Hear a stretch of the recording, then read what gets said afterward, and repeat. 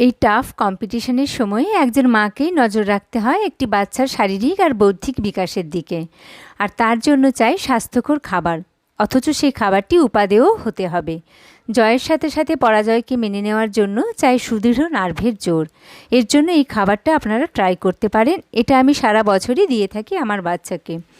আগের দিন রাতে আমি ভিজিয়ে নেব ছোলা, বাদাম, মুগ, কিশমিশ, আমন্ড এবং তার সাথে কুমড়ো বীজ। এই প্রত্যেকটা দানাই কিন্তু নানান ধরনের ক্যালসিয়াম, ম্যাগনেসিয়াম, আয়রন এবং প্রচুর পরিমাণে প্রাণ শক্তিতে ঠাসা রয়েছে। এগুলোতে খুব ফাইবার রয়েছে, গুড কোলেস্টেরল, যা আমাদের হার্টকেও খুব ভালো রাখতে সাহায্য করে। এগুলোকে আমি ভালো করে ধুয়ে ভিজিয়ে নিয়েছিলাম। সকালবেলায় জল ঝরিয়ে আবার আমি এটাকে একবার ধুয়ে নিলাম।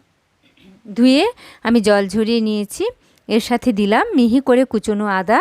আদা হজমে সাহায্য করে, শরীরকে শীতল রাখে। আদা কিন্তু আমাদের হার্টের জন্য উপকারী। তার সাথে দিলাম আখের গুড়। দেখুন, আখের গুড় আমরা সেই ছোটোর থেকে মা ঠাকুমারাও আমাদের খেতে বলতেন সকালবেলায়। আখের গুড় শুধু কৃমিনাশক তাই নয়, আখের গুড়ে প্রচুর পরিমাণে আয়রন থাকে, যেটা আমাদের রক্ত তৈরিতেও সাহায্য করে।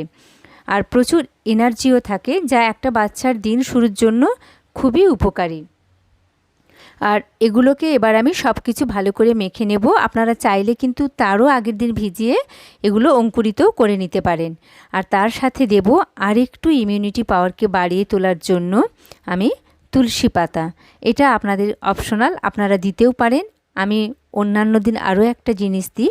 আদাটা যেভাবে কুচিয়ে নিয়েছি ওভাবেই কুচিয়ে নিয়ে খানিকটা কাঁচা হলুদ, সেটাও মিশিয়ে দিই। বাটিতে সার্ভ করব, ওপর থেকে দিয়ে দেব একটু ক্রাঞ্চি কাজু